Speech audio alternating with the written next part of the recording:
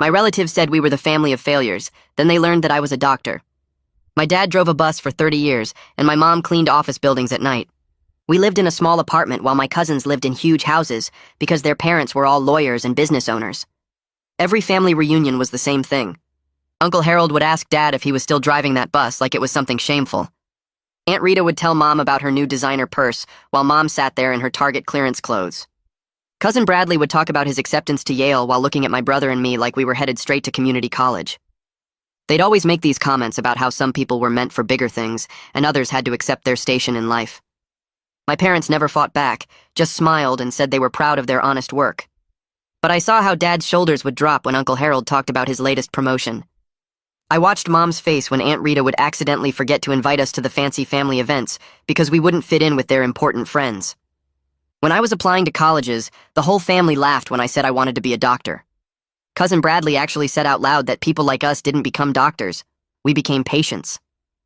Aunt Rita patted my mom's hand and said it was sweet that I had dreams, but I should be realistic about my abilities. Uncle Harold offered to get me a job at his company in the mailroom when I inevitably dropped out. They didn't know I'd already gotten a full-ride scholarship to a state school based on my grades. I didn't tell them either. For 8 years, I disappeared from family events. Told my parents to say I was working, which was true. I was working my way through pre-med, then medical school, then residency.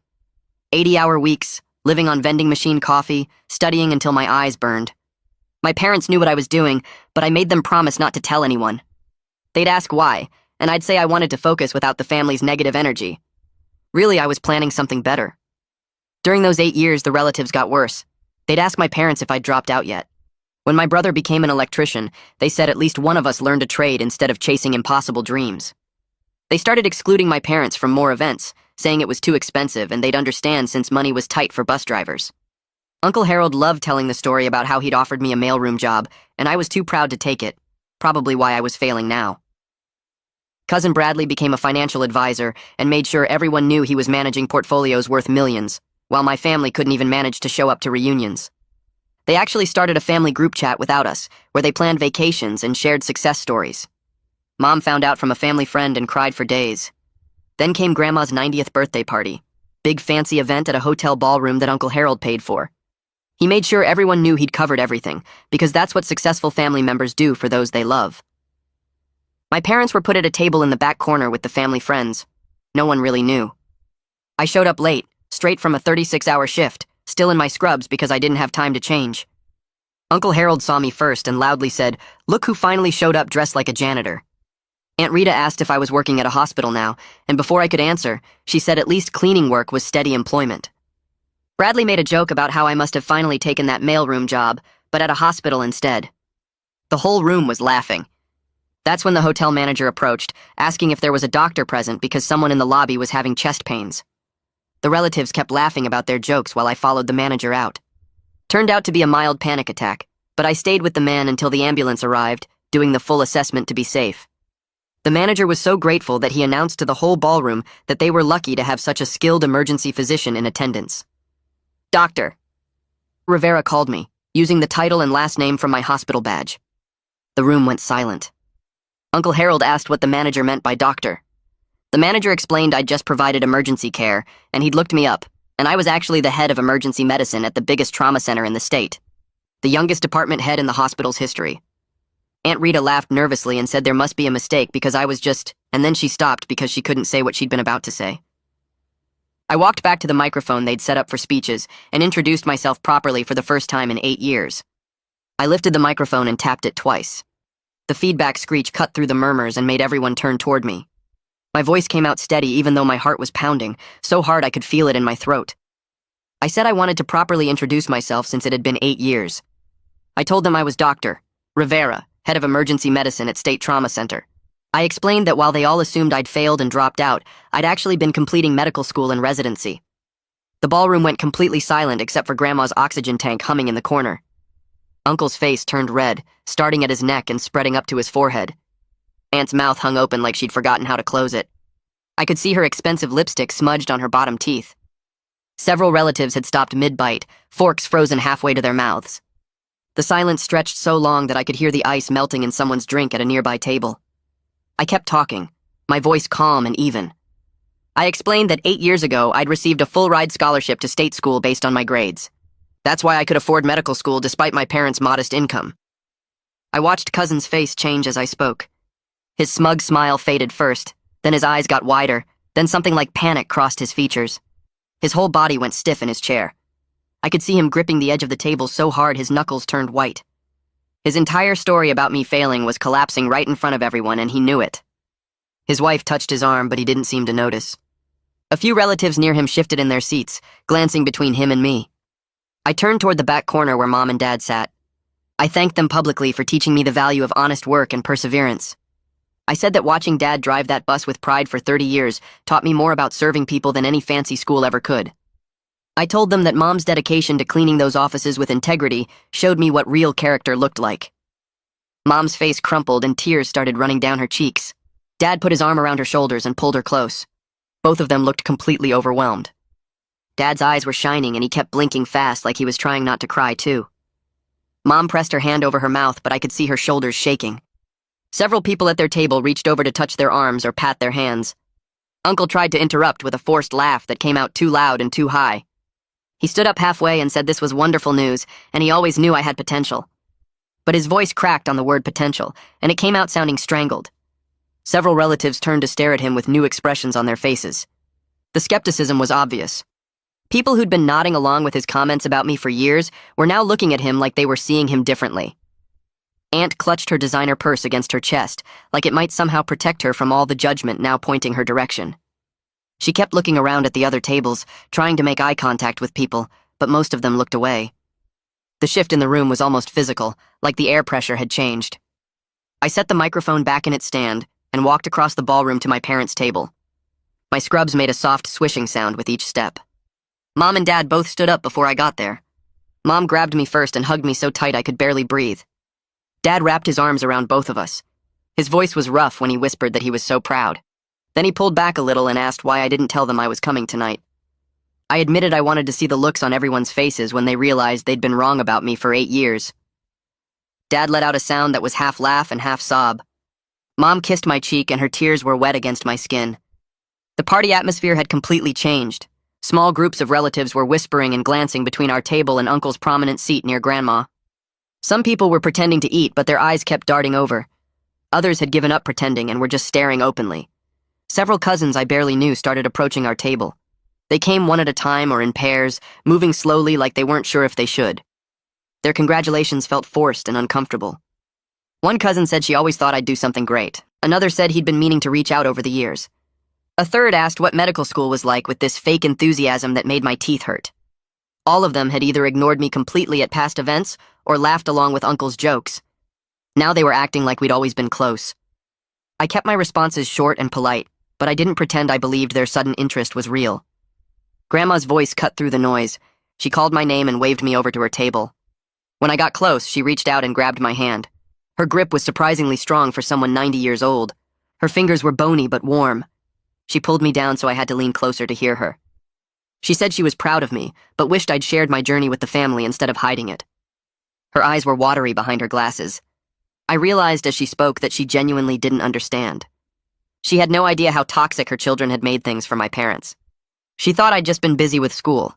She thought the family had been supportive and I'd chosen to stay away for no good reason. The confusion on her face was real. I spent 20 minutes sitting next to Grandma, explaining as gently as I could. I told her I stayed away because every family event became a chance for her children to make my parents feel small. I described how Uncle would ask Dad about the bus like it was shameful.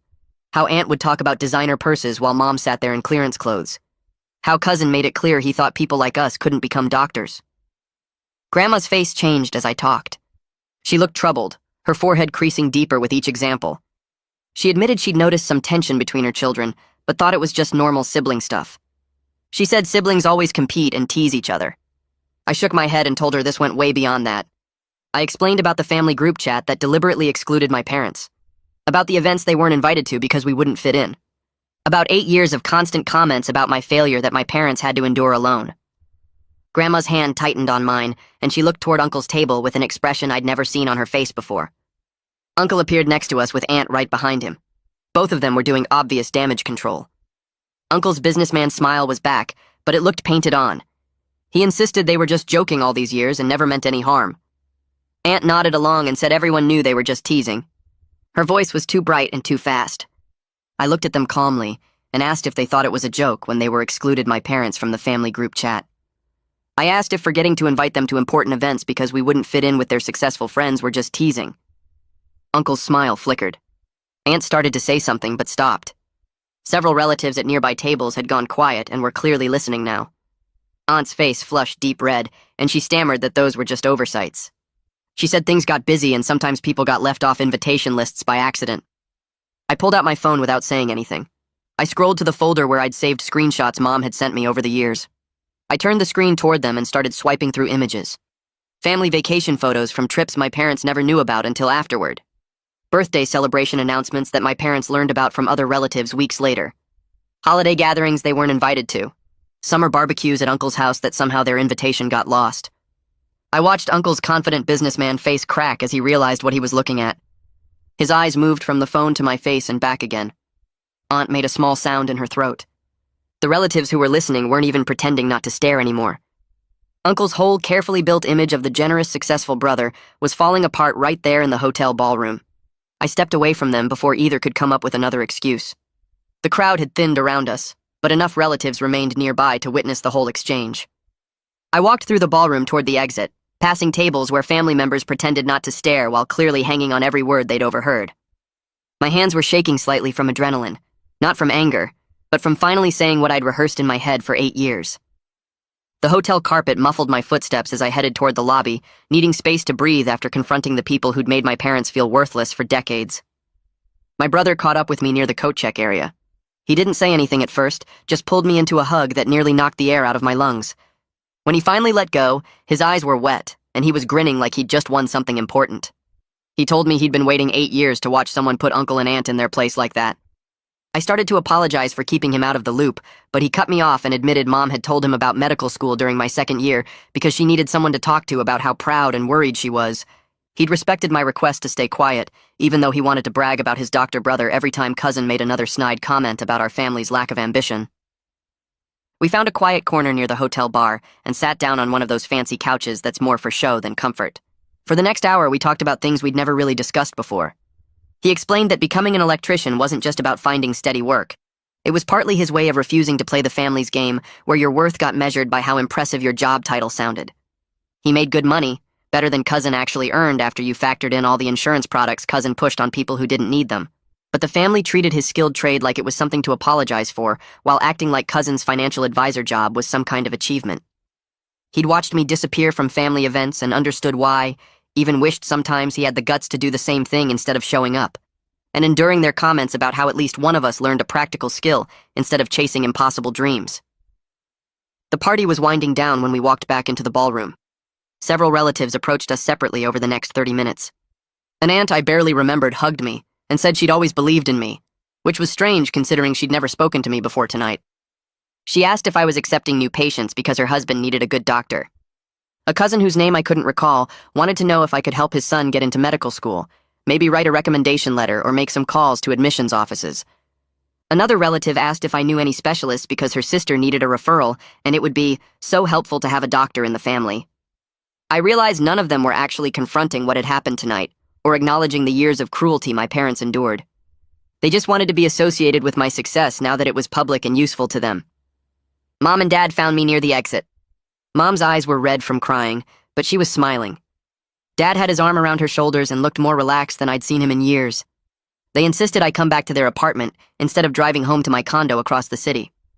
I tried to argue that it was late and they must be exhausted, but Mom squeezed my hand and said she wasn't ready to say goodnight yet. During the drive, Dad stayed quiet behind the wheel while Mom kept holding my hand in the back seat. The car felt full of 8 years of complicated feelings. Pride mixed with relief, mixed with leftover hurt, mixed with something that felt like sadness for all the time we'd lost while I was hiding my achievements, and they were defending my absence to relatives who assumed I'd failed. Their apartment looked exactly the same as it had 8 years ago. Same worn couch, same kitchen table with the wobbly leg Dad kept meaning to fix, same family photos on the wall that stopped including me after I disappeared from gatherings. We sat at that kitchen table where I'd studied for the MCATS, where Mom used to quiz me on anatomy terms before her night shift cleaning offices. She made coffee even though it was past midnight. We finally talked honestly about the 8 years of silence.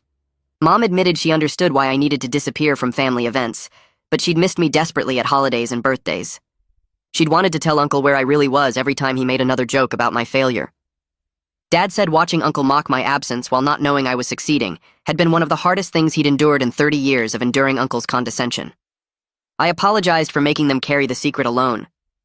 I explained that I'd been so focused on proving everyone wrong that I didn't fully consider how my absence affected them beyond sparing them from more family judgment. I'd thought about the big reveal for so long that I'd forgotten about all the small moments they'd faced alone. Dad reached across the table and grabbed my hand. He said he'd do it again because seeing Uncle's face tonight was worth 8 years of snide comments. We all started laughing, and then somehow we were crying, and then we were laughing again until our stomachs hurt, and the coffee got cold. Over the next few days, my phone exploded with messages from relatives I hadn't heard from in years. Some texts felt genuine, congratulating me on my achievements and apologizing for not staying in touch. Others were so transparent I almost laughed. Distant cousins suddenly remembered we'd been close as kids. Aunts and uncles wanted to grab lunch and catch up. Everyone seemed to have a story about how they'd always known I'd do something special. Cousin sent a long text apologizing for his behavior over the years and asking if we could get coffee to talk things through. I read it twice, then put my phone down without responding. I wasn't ready to let him off the hook that easily. His apology might be sincere, but 8 years of mockery didn't disappear because of one text message sent after he got embarrassed in front of the whole family. Uncle called my dad directly 4 days after the party. Dad answered and immediately put him on speaker so I could hear from across their living room.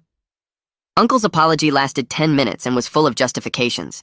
He talked about how competitive he'd always felt with his younger brother, how Dad's contentment with a modest life made him feel like his own ambition was judged, how seeing Dad happy driving a bus while Uncle stressed over quarterly earnings reports made him question his own choices, how he'd needed to feel superior to his brother to justify the sacrifices he'd made for his career. I listened to the whole thing and realized he was still making this about himself rather than the pain he'd caused. He was explaining his behavior instead of truly owning it. When he finally stopped talking, Dad was quiet for a long moment before saying he'd think about what Uncle said and they could talk again later. After he hung up, Dad looked at me and shook his head. Aunt sent a gift basket to my parents' apartment 3 days later. It arrived in a huge wicker basket wrapped in cellophane, filled with expensive cheeses and fancy crackers and imported chocolates and bottles of wine that probably cost more than my parents spent on groceries in a month. The card was thick and embossed with gold lettering. Inside, Aunt had written a long message expressing regret for any misunderstandings over the years and hoping we could move forward as a family. Mom read the card twice, then set it aside and started unpacking the basket. She pointed out that Aunt was apologizing through money and gifts rather than actually examining her behavior. The expensive foods were easier than honest conversation. We loaded everything into bags and drove it to a shelter downtown. Mom kept the basket for storage, saying at least something useful came from Aunt's guilt. Monday morning arrived with my alarm going off at 5:30, same as always. I drove to the hospital through empty streets, the city still dark and quiet. The parking garage was nearly empty at this hour, just a few night shift cars scattered across the levels. I badged into the emergency department and headed straight for the staff lounge to drop off my lunch. The break room was busier than usual for 6 in the morning, with at least a dozen people clustered around the coffee maker and the small table where someone always left donuts. The conversation stopped the second I walked through the door. Everyone turned to look at me and I felt my face getting hot. Ricardo was standing near the window holding a coffee mug, and he raised it toward me like a toast. He told everyone that the hospital board member who attended Grandma's party had already spread the story through 3 departments, and by now half the hospital knew about the family drama. I wanted to disappear into the floor. One of the night shift nurses came over and touched my arm, saying her own sister hadn't spoken to her in 5 years because she became a nurse while her sister stayed in their small town working retail. She said families sometimes couldn't handle when one person climbed higher than they expected. A respiratory therapist shared that his father still introduced him as his son, who works at the hospital, never mentioning that he had a master's degree and ran the entire respiratory department. An attending physician admitted that her mother still asked when she was going to get a real job, even though she'd been practicing medicine for 12 years. The stories kept coming, each person adding their own experience of family members who diminished their success or couldn't celebrate their achievements. I stood there holding my empty lunch bag, realizing I wasn't alone in this specific kind of hurt. The conversation shifted back to normal work topics after about 15 minutes, but something had changed. These colleagues I'd worked alongside for years suddenly felt more like actual friends who understood something important about my life. My pager went off at 6:15, pulling me into the organized chaos of the emergency department. The morning moved fast with the usual stream of patients having chest pain, breathing problems, injuries from overnight accidents. I was in the middle of examining a patient with possible appendicitis when the overhead page system called my name, asking me to report to administration. My stomach dropped. The hospital administrator never called department heads to her office unless something was seriously wrong. I finished with my patient, handed off to the attending covering my cases, and took the elevator up to the 3rd floor where the administrative offices lived in their quiet, carpeted world, far from the emergency department noise. Peggy's assistant waved me straight into her office. She was sitting behind her desk looking at her computer screen, and she gestured for me to close the door and sit down. I lowered myself into the chair across from her desk, my mind racing through every possible professional conduct violation I might have committed. She turned away from her computer and looked at me directly. She asked if I was worried about getting in trouble, and I admitted that showing up at a family party in my scrubs and making a scene probably wasn't the most professional choice. She laughed and said she didn't care about any of that. She grew up in a trailer park with a single mom who cleaned houses, and she was the first person in her entire extended family to go to college. Her relatives treated her scholarship to state school like she'd won the lottery through dumb luck, rather than 4 years of perfect grades. She told me about her aunt who said college was wasted on girls who'd just get married anyway, and her uncle who asked why she needed a degree when she could make decent money waitressing. She worked her way through undergraduate and then got her master's in the hospital administration, while her cousins posted on social media about how she thought she was too good for the family now. When she got her first administrator job, her own sister stopped inviting her to family events because she made everyone else feel bad about themselves just by existing. I sat there listening, surprised that this woman who always seemed so polished and professional had experienced the same kind of family rejection. She leaned back in her chair and said she hadn't spoken to most of her siblings in 15 years because they couldn't handle her success. Every achievement became another wedge between them. When she got promoted to the hospital administrator, her brother sent her a message saying she'd become exactly the kind of person they used to make fun of when they were kids. She warned me that my big revelation at the party might not lead to the reconciliation I was hoping for. Some people were too invested in their story about themselves being superior to admit they'd been wrong. They'd rather lose the relationship than face their own behavior. She said I might need to accept that some family relationships were permanently broken, and that wasn't my fault or my responsibility to fix. I thanked her for sharing her experience and left her office feeling heavier than when I'd arrived. The rest of my shift passed in a blur of patience and paperwork. I drove home around 7 that evening, exhausted from the long day and the emotional weight of multiple conversations about family dysfunction. I had an appointment with Valeria at 8, and I barely had time to change clothes and grab something to eat before heading back out. Her office was in a small building near the university, up a flight of stairs to a waiting room with comfortable chairs and soft lighting that was supposed to make people feel calm. I'd been seeing her since my 2nd year of residency, when the 80-hour weeks and constant stress started giving me panic attacks. She opened her door right at 8 and invited me in. We settled into our usual spots, her in the chair by the window and me on the couch against the wall. She asked how I was feeling about the party, and I told her the whole story from start to finish. She listened without interrupting, occasionally taking notes on her tablet. When I finished, she asked what I'd been hoping to achieve with the public revelation. I started to answer, then stopped because I realized I'd never actually examined my motivations that clearly. She pushed me to think about whether I wanted vindication, revenge, or something else entirely. We spent the next 40 minutes digging into what I'd really wanted from that moment at the microphone. Through the conversation, I realized I'd wanted my parents to be publicly recognized as good people who raised a successful son despite their modest means. I wanted everyone who'd watched Uncle and Aunt make my parents feel small to see that their judgment was wrong. I wanted the relatives who'd excluded my parents from family events to feel ashamed in front of everyone. Valeria asked if the revelation had achieved those goals. I admitted that it had, at least in the moment. She asked if the satisfaction felt as good as I'd imagined during 8 years of planning. I sat with that question for a long time before answering. The moment had felt powerful, standing at that microphone and watching their faces change from mockery to shock. But it also felt hollow in a way I hadn't expected. Uncle and Aunt's embarrassment didn't undo the years they'd made my parents feel inferior. The family dynamics hadn't fundamentally changed. They'd just shifted to accommodate my new status, and that felt like a superficial victory rather than genuine growth or healing. Valeria nodded like she'd expected this answer. She pointed out that revenge fantasies rarely delivered the satisfaction we imagined because they didn't actually repair the underlying damage. I'd proven them wrong, but that didn't make my parents' hurt disappear or transform my relatives into better people. I left her office feeling emotionally wrung out, but also clearer about what had actually happened at that party. I drove home through dark streets, thinking about everything Peggy and Valeria had said. My phone rang as I was unlocking my apartment door. My brother's name showed on the screen. He sounded tired when I answered. He told me the family group chat I'd never been included in had exploded with drama over the past few days. Apparently, they'd added him to it right after the party, and he was getting dozens of messages every day. Some relatives were defending uncle and aunt, saying everyone was being too hard on them, and they'd just been joking around all those years. Other relatives were sharing their own experiences of being judged or excluded by the family.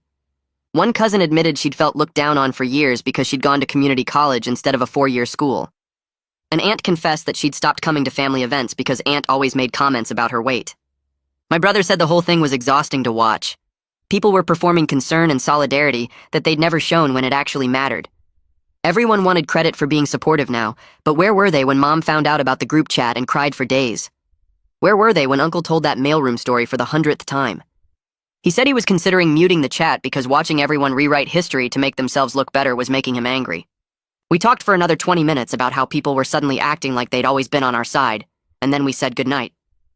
I fell asleep thinking about Peggy's warning that some relationships might be permanently damaged. The week passed in a blur of work and avoiding my phone, which kept buzzing with messages from relatives I hadn't heard from in years. I responded to a few of the ones that seemed genuine and ignored the rest. Friday afternoon during my lunch break, one of the emergency department clerks told me someone was asking for me in the waiting room. I walked out expecting a patient or maybe a pharmaceutical rep, but instead I found Cousin standing near the registration desk, looking uncomfortable in his expensive suit.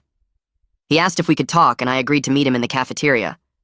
We got coffee and found a table in the corner away from other people. He looked genuinely nervous, fidgeting with his coffee cup and not making eye contact.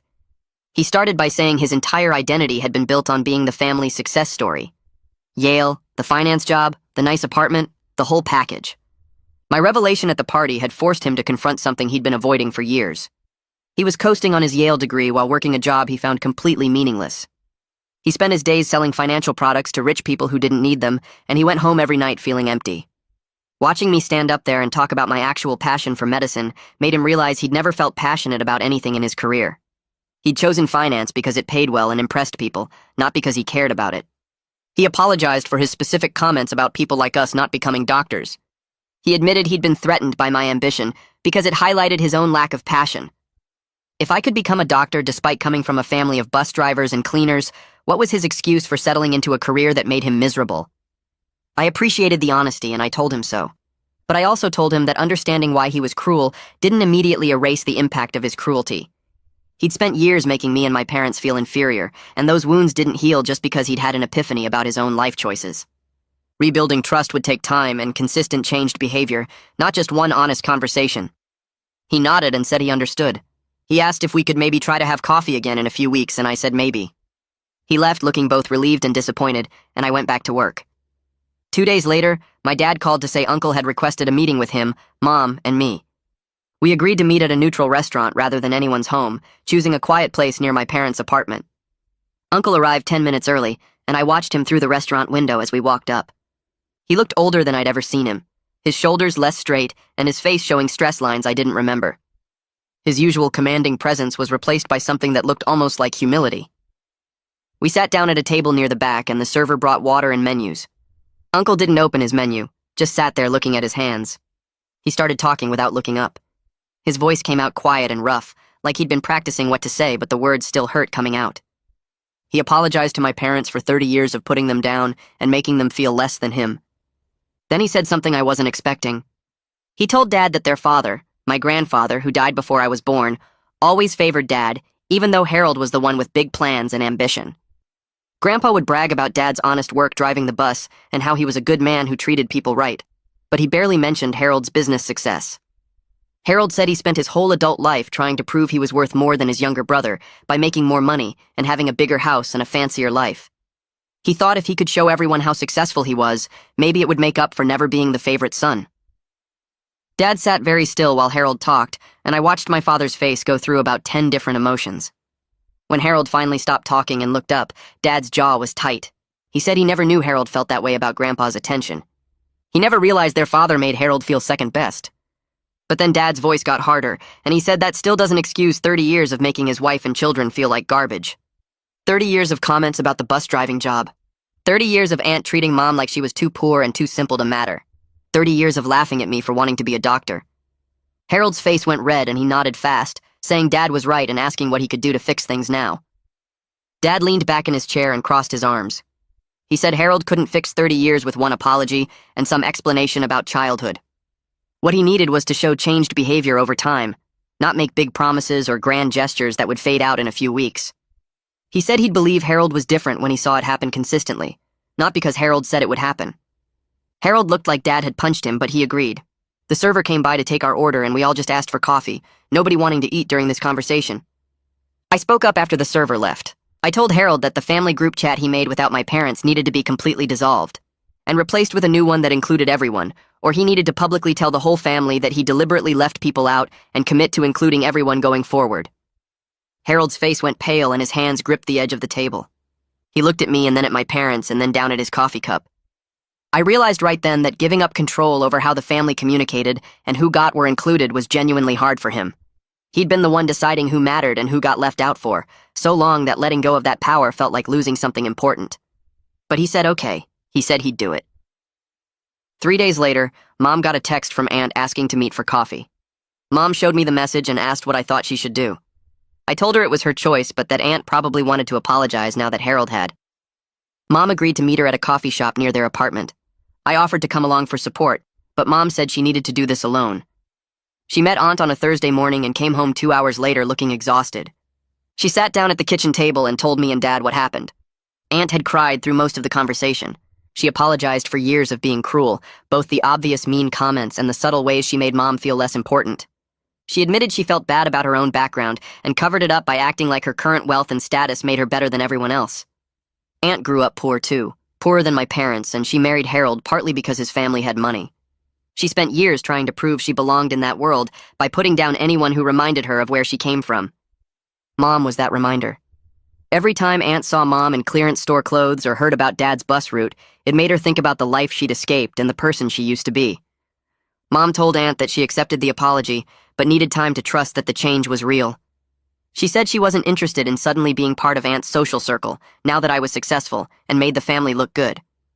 If Aunt wanted to rebuild their relationship, it had to be because she genuinely valued Mom as a person, not because having a doctor in the family made her look better to her rich friends. Aunt looked hurt when Mom said that, but she was accepted it. Mom came home feeling completely drained, but said there was something in Aunt's eyes that seemed genuine. She wasn't sure if the remorse would last, but at least Aunt was trying. The next afternoon, my phone rang with Grandma's number. She asked me to visit her at her retirement community because she needed to talk about family dynamics she'd been blind to for too long. I drove over that evening after my shift ended. When I got to her apartment, she had photos and old cards and party invitations spread across her dining table. She said she wanted me to help her understand when and how things got so bad in the family. We sat down and started going through everything. I pointed out patterns she'd never noticed before.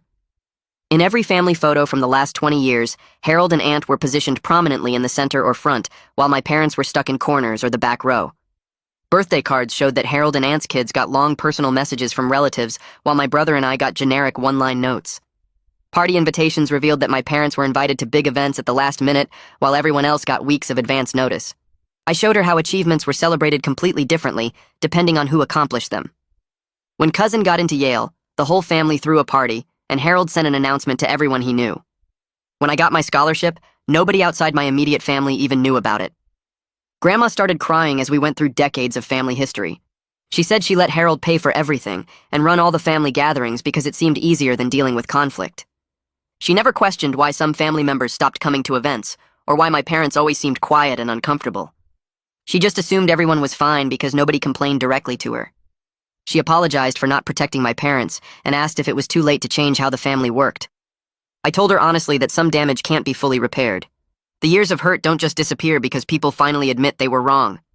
But acknowledgement matters and effort matters, even if things never go back to how they could have been. Over the next few weeks, I started noticing small shifts. Relatives who used to walk right past my parents at gatherings now stopped to actually talk to them and ask real questions about their lives. The family group chat got deleted, and a new one appeared with everyone included, even family members who'd been left out for years. Harold's usual dominance at family events was less obvious. He still talked a lot and had opinions about everything, but he asked other people what they thought instead of just announcing decisions. The changes felt shaky and sometimes fake, like people were performing being better rather than actually being better. But they were still changes. My brother called me one Saturday and asked if I wanted to grab lunch. We met at a place halfway between our apartments and spent 2 hours talking about everything happening with the family. He admitted he was struggling with anger about how people suddenly treated our parents better only because I became a doctor. He said Mom and Dad deserved respect all along for being good people who worked hard and raised their kids right, not just because one of those kids achieved something impressive that made the family look good. I agreed with him completely. The fact that it took my success to make people treat our parents decently said everything about how shallow those relationships were. I suggested that maybe some people genuinely didn't realize how their behavior affected others until someone made it clear. Not everyone who participates in toxic family dynamics is consciously cruel. Some are just thoughtlessly following established patterns until someone disrupts them. My brother considered this but still looked unconvinced. He said intention doesn't erase impact, and I agreed with that too. We sat in silence for a while, both processing how complicated forgiveness becomes when you're dealing with years of accumulated hurt from people who claim they didn't know better. 2 weeks later, Godwin took me to lunch at a small restaurant near the hospital. He'd been my residency mentor 5 years ago, and we'd stayed in touch even after I finished training. He ordered coffee and asked how I was handling the family situation, and I gave him the short version of everything that happened since the party. Godwin nodded slowly and said he'd been through something similar when he became a physician. He came from a working-class background like mine. His dad worked construction, and his mom was a secretary. When he got into medical school, his siblings reacted with resentment instead of pride. They felt he was abandoning his roots by pursuing medicine. They made comments about how he thought he was better than them now. They stopped inviting him to family gatherings because they said he wouldn't want to hang out with regular people anymore. Godwin tried for years to maintain those relationships, but the resentment ran too deep. His brother told him that doctors were all greedy and didn't care about real people. His sister said he'd changed and wasn't the same person she grew up with. Eventually, he had to accept that some family relationships couldn't be salvaged. The gap was too wide, and they weren't willing to meet him halfway. He built chosen family with colleagues and friends instead, people who supported him and understood his journey. He told me he was sharing this because he wanted me to remain open to reconciliation where possible, but not to sacrifice my peace trying to fix relationships with people who weren't willing to do their own work. Some relatives might genuinely change and grow. Others might just perform change to avoid looking bad. I needed to protect myself while giving people the chance to prove themselves through actions over time. 3 months after the party, my parents hosted a small dinner at their apartment. Just my brother, his girlfriend, me, and them. No extended family, no drama, no competition. Mom made her famous chicken casserole, and Dad grilled vegetables on their tiny balcony grill. We sat around the same kitchen table where I'd studied for the MCATS years ago. The apartment felt warm and comfortable in a way family gatherings at hotels and fancy restaurants never did. Dad raised his water glass and said this was what family should feel like. People who genuinely love and support each other without competition or comparison. He was grateful that the 4 of us had always had this even when the extended family was toxic. My brother's girlfriend looked a little emotional, and she mentioned that her own family was complicated too. She appreciated being included in something that felt real and safe. We spent 3 hours eating and talking and laughing about nothing important. Mom told embarrassing stories about my brother and me as kids. Dad shared memories from his bus driving days, the regular passengers who became friends over the years. My brother talked about a complex electrical job he'd just finished and how proud he was of solving a problem that had stumped other electricians. I shared a story about a patient who came into the emergency room convinced he was dying, but turned out to have really bad gas. We were just being ourselves without worrying about judgment or keeping score. After dinner, Mom brought out coffee and announced she had news. She was retiring from her cleaning job. She'd worked nights for 30 years and was finally eligible for pension. She wanted to spend her remaining healthy years enjoying life, rather than working while everyone else slept. Dad added that he was considering early retirement from the bus company, too. They'd been talking about traveling to places they'd always dreamed about, but couldn't afford or didn't have time for. Mom wanted to see the Grand Canyon. Dad wanted to visit national parks out west. They had a whole list of places they'd been planning for years. I offered to help financially with their retirement plans. Dad's face shifted and he said no immediately. He didn't want my success to become about money. He and Mom had always supported themselves and didn't need charity now. I understood his pride, but explained that helping them enjoy retirement wasn't charity. It was gratitude for the sacrifices they made raising my brother and me. They worked multiple jobs to keep us fed and housed.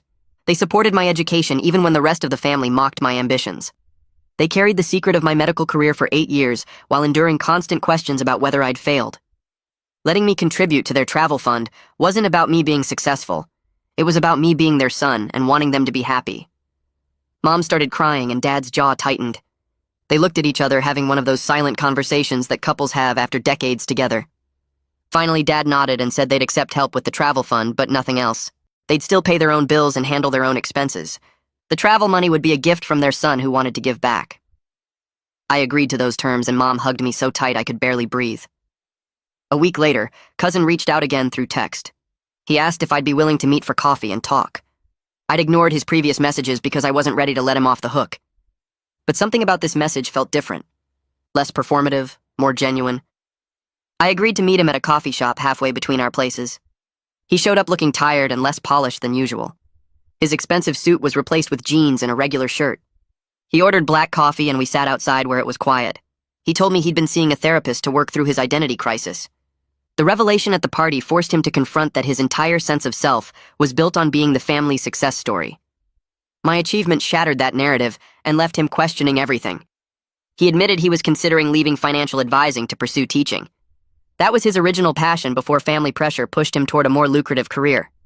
Uncle had convinced him that teaching was a waste of his intelligence and that financial advising would make him wealthy and respected.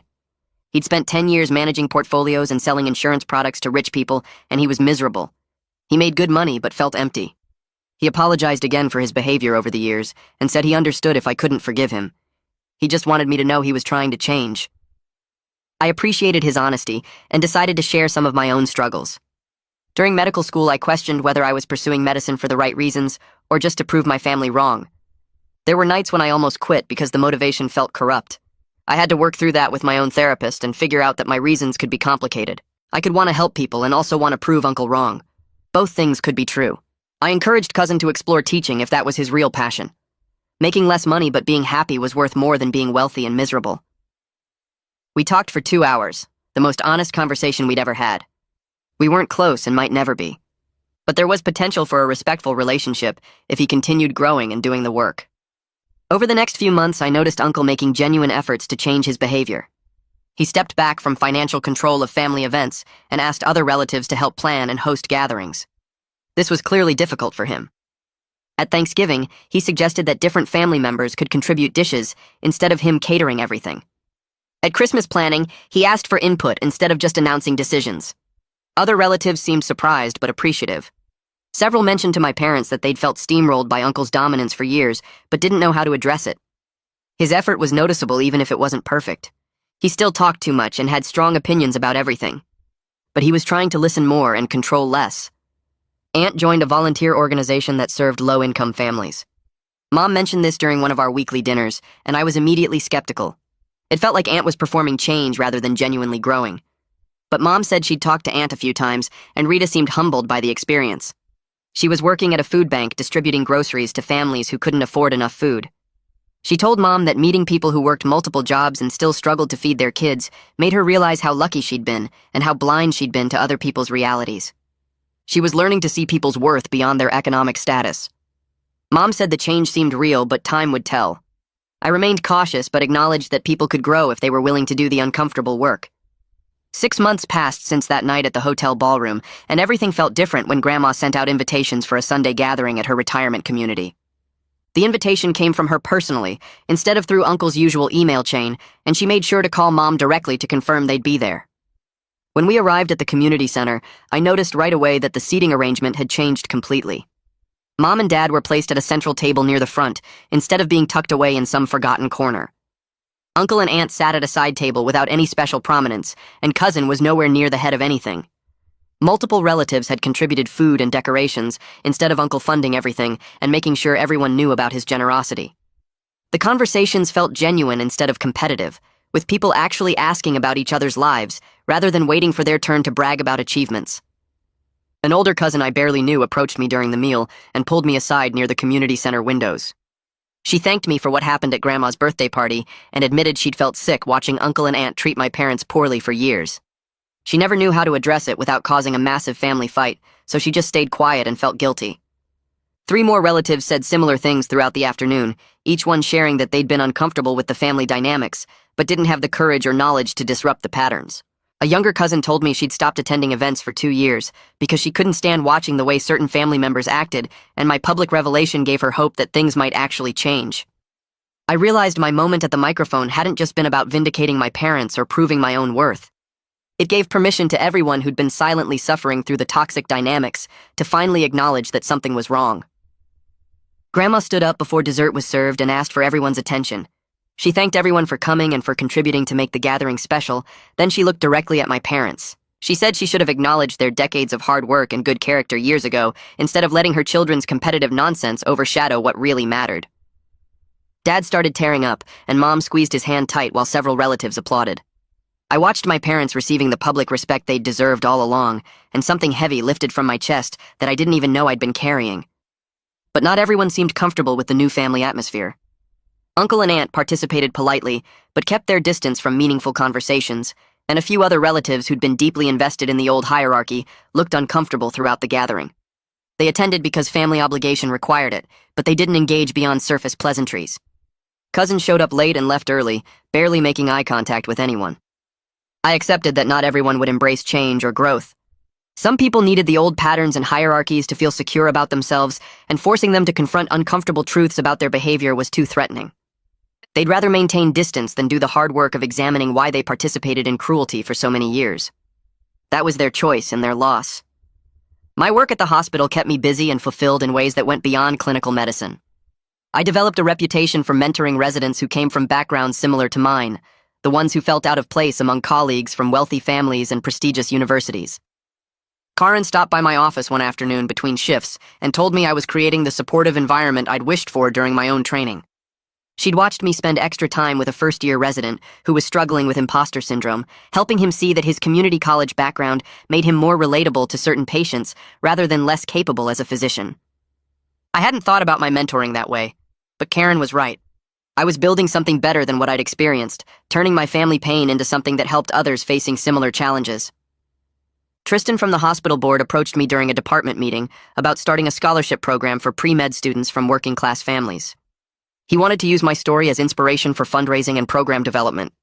I agreed immediately because it felt like a way to transform everything I'd been through into something meaningful beyond my own vindication. We spent weeks developing the program structure, identifying students who showed academic promise but lacked financial resources or family support for pursuing medicine. The scholarship would cover tuition and provide mentoring throughout their education, giving them the support system I'd mostly built for myself through sheer determination. During one planning meeting, Tristan mentioned that my family revelation had inspired the board to think differently about diversity in medicine, recognizing that economic background created barriers just as significant as other forms of discrimination. My brother called one evening sounding excited and nervous at the same time. He'd proposed to his longtime girlfriend and she said yes, and he wanted me to be his best man. We met for dinner to celebrate, and during the meal he thanked me for taking the heat from the family for so many years. He explained that my decision to pursue medicine despite their mockery gave him freedom to choose his own path with less pressure. While everyone was focused on whether I'd fail at becoming a doctor, he quietly became an electrician without facing the same level of judgment. I told him I'd never thought about it that way. He said watching me refuse to let the family define my worth taught him that their opinions didn't have to control his choices. He was genuinely happy in his work, and grateful he hadn't let their judgment push him towards some career he didn't want just to prove something. We spent hours talking about our childhood and how we'd both found ways to survive the family dynamics, and I felt closer to him than I had in years. Preparing the best man speech forced me to think deeply about family relationships and what reconciliation actually means. I wrote and rewrote the speech multiple times, trying to capture something honest about how families can be complicated and imperfect. Sometimes the best outcome isn't perfect reconciliation, where everyone becomes close and loving. Sometimes the best you can hope for is honest acknowledgement of harm and genuine effort toward change. Some relatives had grown and were making real efforts to be better. Others remained distant and uncomfortable, unable or unwilling to examine their own behavior. That was okay. I didn't need everyone to transform completely or apologize perfectly. I just needed them to stop actively hurting my parents and to create space for healthier dynamics going forward. The wedding day arrived with clear skies and warm weather. The ceremony was beautiful and included both my parents' modest circle of friends and the extended family, all mixing more naturally than they had in decades. Uncle and Aunt attended and behaved appropriately, sitting quietly through the ceremony and making polite conversation at the reception.